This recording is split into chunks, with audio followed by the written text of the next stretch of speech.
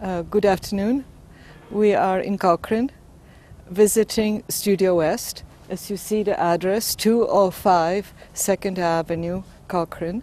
And we're talking to Karen Begg, who is the granddaughter of the founder of Studio West and daughter of the present owner, artist, sculptor, and business person.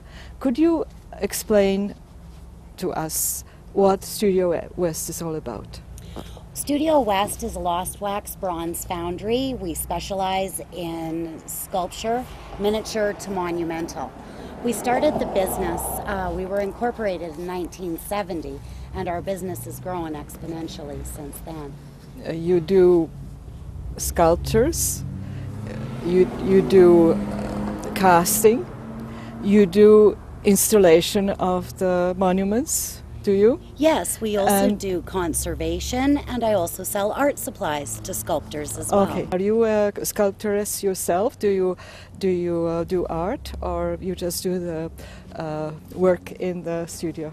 I'm a sculpture technician. I specialize in mold making as well as patina, as well as cleaning and conservation of bronze monuments. So patina is quite a part of the finishing process of the bronzes, isn't it? I mean, it gives a protection and also the color to the sculpture, doesn't it? Yeah. Yes, it certainly does. So you are the third generation in business. I am the third generation in business. It was founded by my grandfather, Doug Stevens. And very proud of it. Yes, absolutely, absolutely. We have two bronze sculptures in front of the building.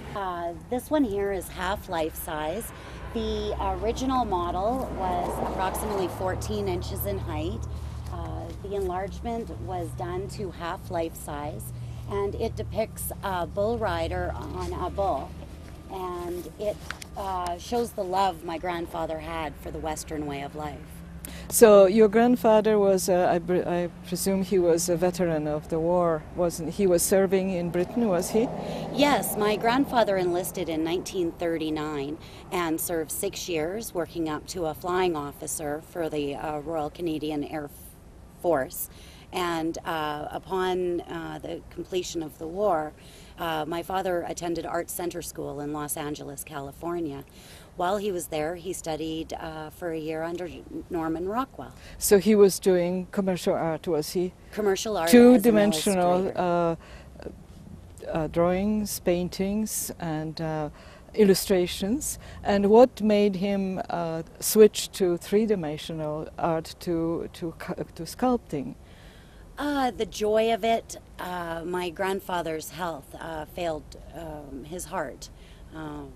Gave him quite a lot of trouble over the years, and so when my grandfather could no longer take the pressures of commercial illustration, my grandfather picked up sculpting. Oh yes, so he was a cowboy at heart, was he? Yes, he was. He was born in Calgary, but he was raised in the Alberta foothills, and he really did love the Western way of life. He was a true Western gentleman. So if a person wants to see his work, where do you go to see is he connected with the Calgary Stampede at all? My grandfather was honored the year before he passed away in 1972. The Calgary Stampede honored Doug with his bronzes on the back of the silver Stampede coins for 10 years. It depicts 10 different statues that my grandfather created. Oh yes, and his bronzes are on exhibit in Stampede grounds at all? I'm not sure about the Stampede grounds, but there is some in the Calgary airport on loan from the Glenbow. The Glenbow has a collection. Glenbow owns them, and so does the art gallery at the University of Calgary. The other sculpture here, another bronze sculpture, is by your father. This one here is Sitting Eagle. His English name was John Hunter, and the monument is located on 7th Ave and 6th Street, downtown Calgary. So it's a full-size, full-figure sculpture, yes? It's a full sculpture. It is 1 2/3 larger than life. He stands approximately 13 feet tall. It was ordered by the developer of the land, the people who built the office building called Cascade Tower on 7th Ave and 6th Street. And there was monuments and roads to commemorate a number of the different Indian bands, but nothing to represent the Stonies. So at that time, in 1988, when the statue was unveiled, it was the first recognition of the Stoney natives in Calgary. And presumably a statue that size you cast in parts, do you? So you would be able to have one part of the statue, like the bust, separate from the cast from separate from the whole monument, right? Yes, Yeah. there's 73 feathers around the outside of the headdress and 3 down the back on the monument. And each of the feathers were individually cast, individually created, is absolutely beautiful. My grandfather and my parents, Shirley Stevens Begg and her husband, Don Begg, my dad, Yeah. they incorporated Studio West in 1970, but we'd started in a garage in Calgary in the Oh, yeah. Northwest. The But first foundry. Our first foundry.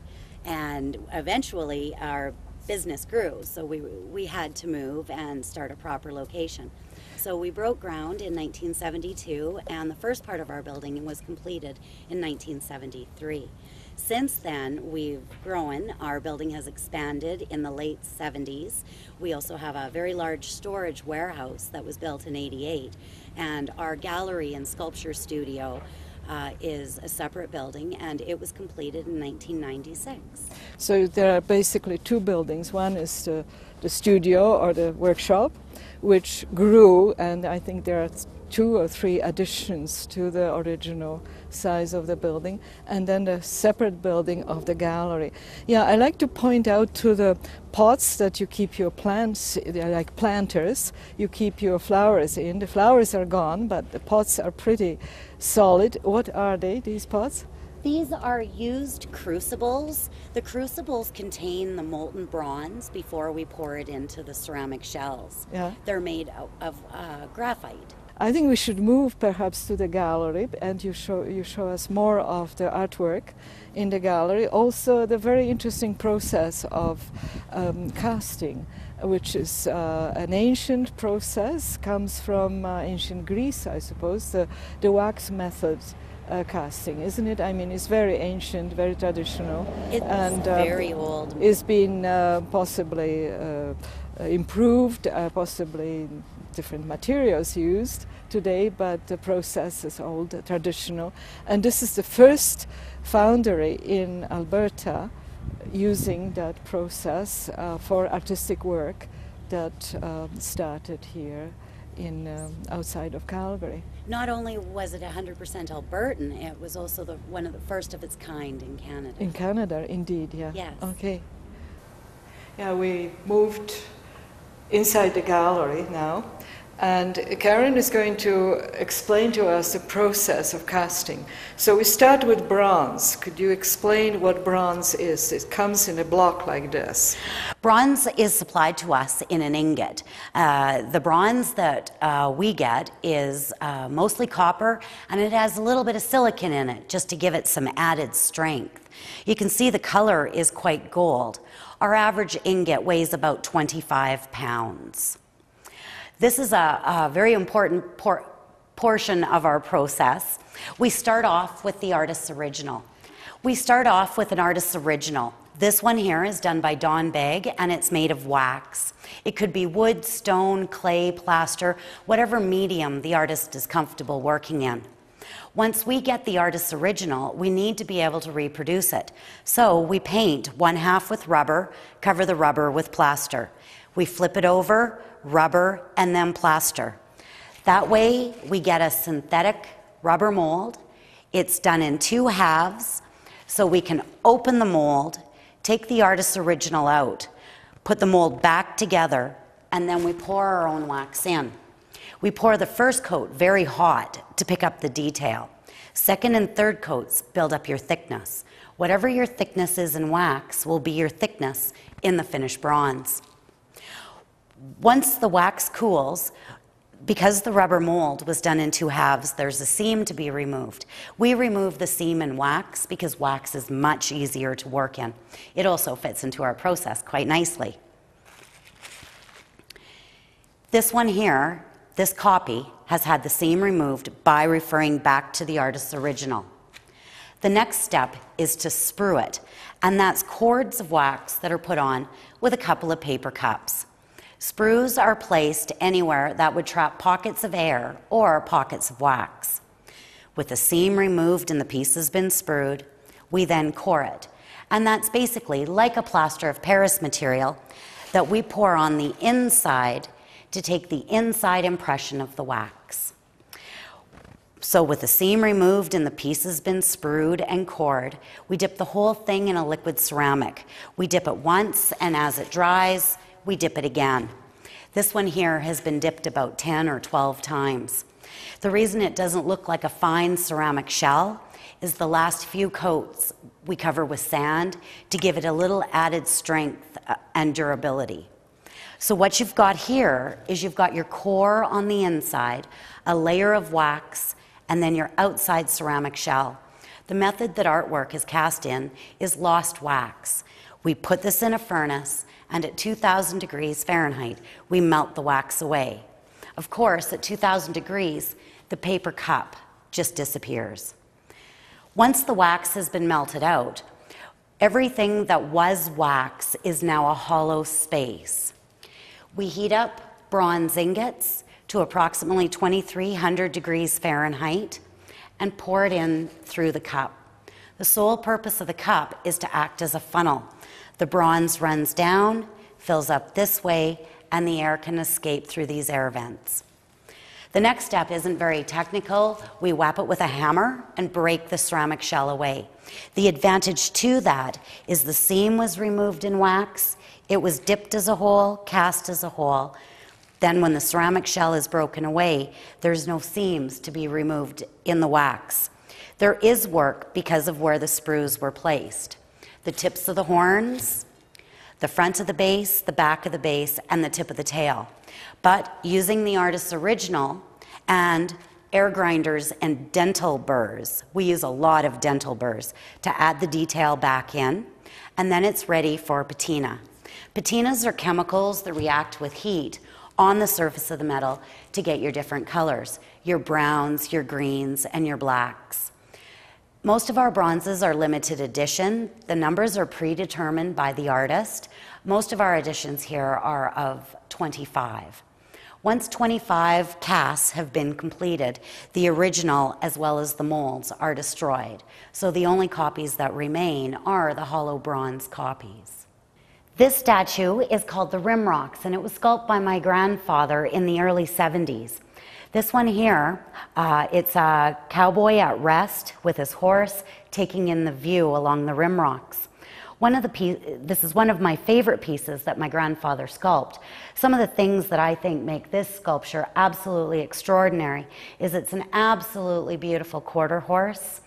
The leather work on the saddle matches that's on the chaps for the cowboy. The rope, the stirrups, the beauty of the horse is really my grandfather's passion. He just absolutely loved the Western way of life. The details in this statue are beautiful. There's always, when you put on a belt, there's always a few holes that are too small and a few holes that are too big, both on the cinch strap for the saddle as well as on the chaps for the cowboy. It's got a few holes that are too big and a few holes that are too small. Also, back in the 60s, a lot of those old ranchers used to smoke. The details of the hair, really very well done. It's a beautiful sculpture. It's by far one of my favorites. And what about the saddle horn? Could you remember the story, how the first time he sent his work to Britain and it came upside down or left to right or whatever? Yes, the story as I remember it is my grandfather sculpted in plaster, and shipping some of his sculptures over to Europe, to England in the 50s and 60s, shipping the plaster, they'd often become damaged. Well, the English didn't necessarily know our Western saddles very well, so sometimes we'd get them back and the saddle horn would have broken in transit.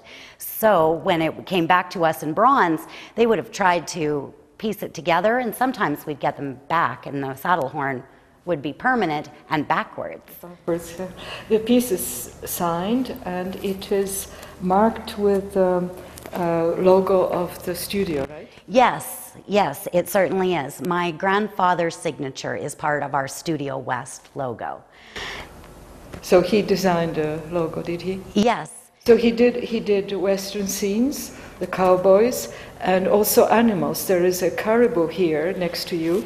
That is his work also. This caribou was done by my father, Don Begg, as well as some of the other statues that are here are also done by my father, Don Begg. This sculpture is entitled Annie and Teddy. It's a limited edition sculpture.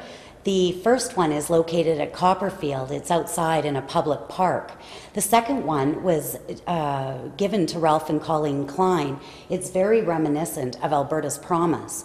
The businessman gave this to Ralph and Colleen, who in turn donated it to the Calgary Children's Hospital. It is mounted out front between the playground and the main doors. So it is right now in front of the Children's Hospital. Yes, yes, it certainly is. We've done a number of statues of children, some more commissions of grandchildren. We've got 2 in the Cochrane Public Library. We've got 2 at Fish Creek Park. They're part of a larger statue with a pioneer woman that commemorates the pioneer ladies that helped settle Canada. And what about this bucket here, or the trolley? I mean, if it rains, for instance, what happens with the rainwater? Well, with this one here, what we've done is, so it wouldn't fill up with water when it rains, there's drainage holes underneath the bear so the water can drain out. So everything is planned ahead of time? Very well planned. Yeah. The wagon is created all in bronze. The wheels do not turn. It was modeled after the little red wagons, the little red flyers from back in the 50s. And the teddy has a little gold ribbon. Is this also bronze, or is it gilded? Yes, that is bronze. It just has no patina applied to it. So it's polished, high polished.